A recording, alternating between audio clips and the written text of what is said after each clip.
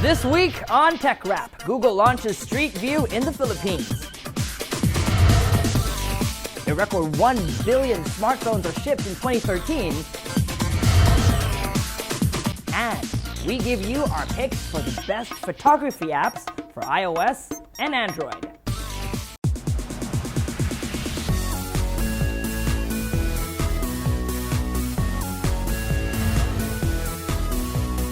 Hi, I'm Michael Josh, and this is TechRap, your weekly source for tech news, gadget reviews, app recommendations, and social media tips. Spot a Google car lately? Well, Google announces on Tuesday the launch of Google Street View in the Philippines. The feature, available on its Google Maps and Google Earth applications, allows users to switch from normal bird's eye view down to street level view. Street View is helpful when trying to get directions to a place. You can scope out what the area looks like before you even get there. The launch of the Philippine initiative is done in partnership with the Tourism Department. Tourism Secretary Ramon Jimenez says the partnership will, quote, allow Filipinos to create a digital experience of our landscapes, which we hope will entice more people around the world to learn about our diverse offerings and visit our country. To capture street-level 360-degree imagery, Google is deploying Street View cars around Metro Manila. The colorful cars are equipped with special cameras that can capture panoramic images in one go. Here's another indication that a mobile revolution is upon us. For the first time ever, more than 1 billion smartphones were shipped in a single year. According to a report by the International Data Corporation, or IDC, growth in smartphone shipments was a staggering 38.4%, with the vendors shipping a total of 1 billion smartphones worldwide in 2013, compared to 725.3 million in 2012. Tablets and low-cost smartphones were major contributors to these numbers. IDC Program Director Ryan Reith says, quote, low cost is the key difference maker. In terms of shipment volume, Samsung was the undisputed leader with 31.3% market share, fueled by demand for its high-end Galaxy S3, S4, and Note smartphones, as well as its deep selection of mid-range and entry-level models. Apple was a distant second at 15.3%, while Huawei, LG, and Lenovo were neck and neck with about 4.5 to 4.9% each. Samsung shipped 313.9 million smartphones in 2013, more than double of Apple's 153.4 million. Speaking of Apple, the company starts its first quarter of 2014 on a high note, with iPhone and iPad sales reaching new heights thanks to international sales. The Cupertino-based company announces its fourth quarter of 2013 results on Monday, saying it sold 51 million iPhones, an all-time quarterly record, up from 47.8 million iPhones it sold in the same quarter a year ago. Apple also reports it sold a record number of iPads after the release of the iPad Air and Retina iPad Mini last November. A total of 63% of this quarter's revenue came from international sales. Apple Insider reports Tim Cook admits the iPhone 5C sales were lower than expected. Cook says the demand for the iPhone 5C, quote, turned out to be different than we thought. While 51 million iPhones were sold, this record-breaking number still fell below market expectations of approximately 55 million. Twitter announces the arrival of friendlier photo sharing with the release of an updated Android app on Tuesday. The update allows users to crop a photo arbitrarily, select from either a wide or square aspect ratio, or rotate their photo. While the crop option has been available for a while now, users wanting to crop could only zoom in and or position a photo inside a box with a fixed aspect ratio, depending on its original orientation. After a photo is attached, users are also given a reminder to tag people in the photo. Twitter says the update will come soon to iOS. So this is it, Starmobile's Diamond X1. It's a 6-inch phablet with a 720p HD display. It's their first smartphone to come with an aluminum back. Actually, comes with an aluminum frame around it as well. As you can see, the phone comes with provisions for 2 SIM card slots. You have a standard size SIM and a micro SIM over here, and room for expandable memory. It supports all the way up to 64 gigabytes, although they recommend that you stick with a 32 gigabyte micro SD card. The battery on board is a 2,300 milliampere battery, and that too is removable.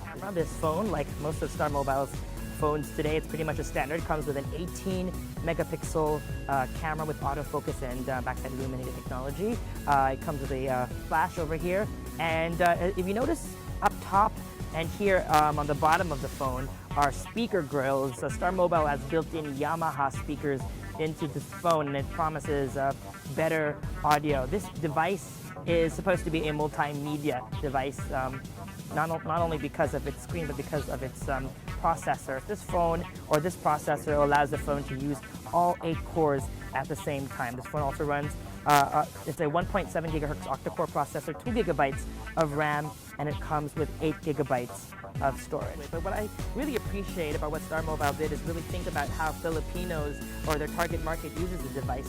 They have built in a couple of nifty features, like for example here on their texting application.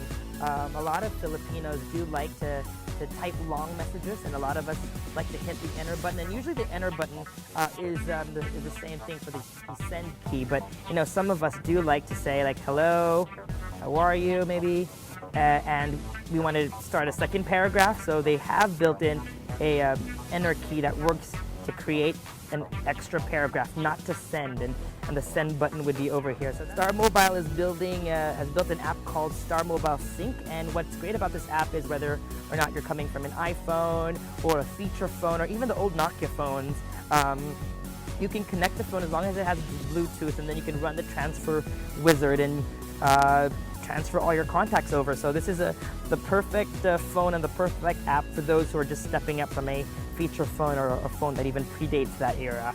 Now, because this is a 6-inch phone, it's quite big, and for someone like me with small hands, I may or may not be able to access the buttons, for example, right here on the bottom of the screen. So if you're an iPhone user, this does look familiar. Let me show it to you without anything.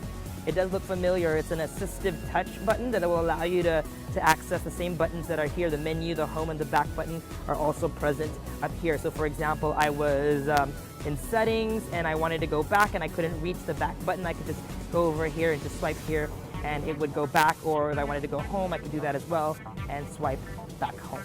So there you have it, folks. That was our first look at the Starmobile Diamond X1.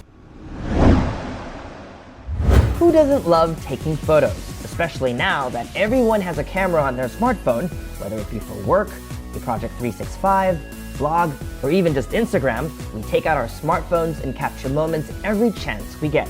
Pro or not, here are TechRap's must-have mobile photography apps. We love the simplicity of Apple's built-in camera app. By sticking to the basics, the app is a pleasure to use. It's really fast too. But if you're looking for a little bit more control, then we recommend Camera Plus. Our favorite feature is its ability to select separate focus and exposure points, so you can make sure your subject is in focus while using another spot to determine brightness levels. You can assign one of the volume buttons as a dedicated camera button, set up a timer, and avoid shaky shots by turning on digital stabilization. Camera Plus also has a ton of editing options. If you're looking to spend on just one photography app for iOS, this is it. The app costs $1.99 on iTunes. If you're on Android, we recommend Camera FP5. We're in love with the easy access to a host of manual settings. For example, the exposure compensation slider is just a finger's reach away. You can also manually set ISO, light metering mode, and flash mode. You also have access to utilities like time-lapse, self-timer, and digital stabilization. And try this. Change the program mode from P to S, control the shutter speed, keep it open for a second to create light trails when shooting at night. The app is a bit more pricey, $3.99 on Google Play. If you're an iOS user looking for an app that has every possible editing tool you need, then FilterStorm is perfect for you. Although the faster and cleaner FilterStorm Noya is already out, there are features in the old app that are not present in the new one. Specifically, we love its ability to crop to a specific canvas size, add multiple layers, and of course, the automated watermark tool, making it the perfect app for photojournalists. If that's not enough, the app takes it further by allowing you to add metadata like a title, your byline, and even keywords. On top of the usual crop, brightness, contrast, sharpness, and blur adjustments that most photo editing apps offer, it also gives you the power to adjust shadows, highlights, levels, and curves, complete with a histogram display. If you're willing to spare $3.99, then this is the only photo app you'll ever need for your iPhone. On Android, we picked Camera Zoom FX. While the app is designed to be both a camera replacement and photo editor, we prefer to use the app's built-in editing features. Go into Effects, then Tilt Shift to control depth of field, levels to adjust brightness, contrast and saturation, and frames to add a vignette. The app is $2.99 on Google Play. Last but definitely not the least, TechRap's best photography app for 2013, ViscoCam. Whether you're on iOS or Android, this is definitely the must-have app for adding filters to your photos. Its presets aim to mimic the effect of analog-looking images, similar to photos shot with film cameras. These presets can further be refined with slider tools for brightness, contrast, fade, and other adjustments for more precise editing.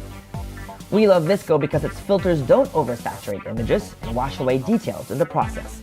Visual Supply Company, the tech and imaging company that developed the app, also introduced ViscoGrid. ViscoGrid is a publishing platform directly integrated into ViscoCam. It's meant to showcase the best of mobile photography. Unlike Instagram, ViscoGrid is not about followers and likes. It focuses on craft, curation, and content. The best part about ViscoCam? It's free. And that was TechRap. For the latest tech news, visit Rappler.com/technology. Follow Rappler.com on social media. Join our conversations online and send us emails. All the details are below. That's all for this week, folks. I'm Michael Josh. Thanks for dropping by.